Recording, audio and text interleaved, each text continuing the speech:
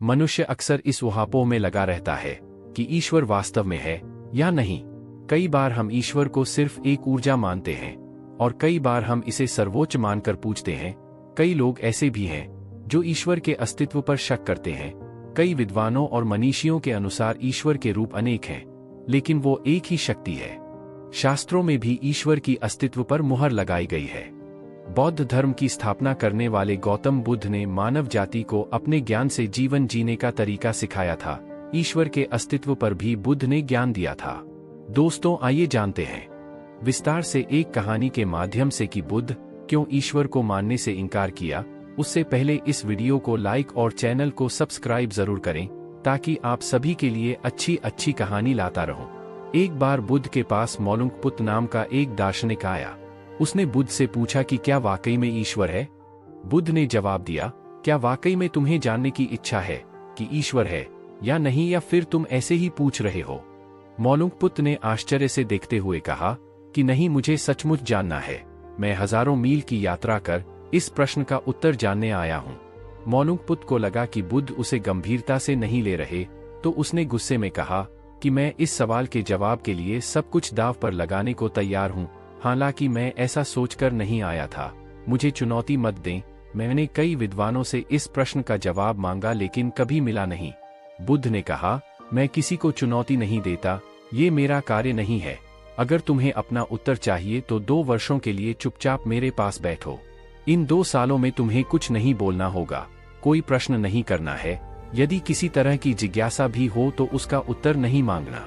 जब तुम्हें 2 साल मौन रखे हुए हो जाएं तो उसके बाद मैं तुमसे पूछूंगा।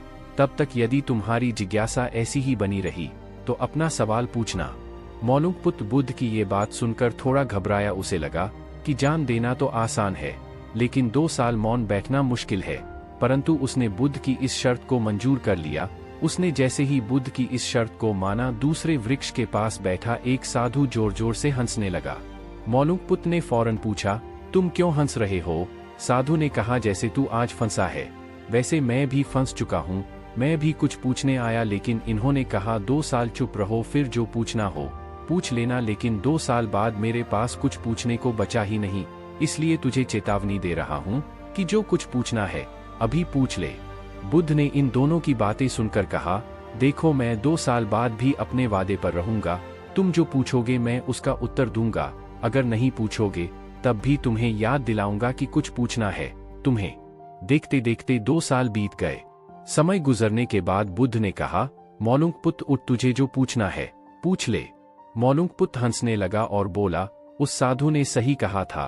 2 साल तक मेरी चुप्पी में इतनी गहराई आ गई, ऐसा बोध जमा हो गया, ध्यान लगाया, विचार धीरे धीरे खो गए, वर्तमान में डुबकी लगाई और फिर जिस ज्ञान की प्राप्ति हुई उसके लिए मैं आपका धन्यवाद करना चाहता हूँ।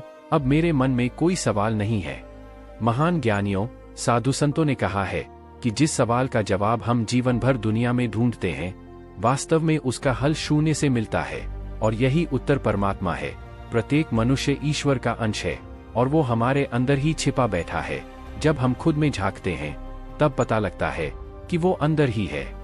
मौन की अवस्था से पहले हम पूछते हैं कि परमात्मा कहाँ है, लेकिन विचारों की शून्यता और ध्यान की गहनता के बाद हम कहते हैं कि परमात्मा कहाँ नहीं है। इस कहानी से कुछ सीखने को मिला हो तो कमेंट में नमो बुद्धाय अवश्य लिखें।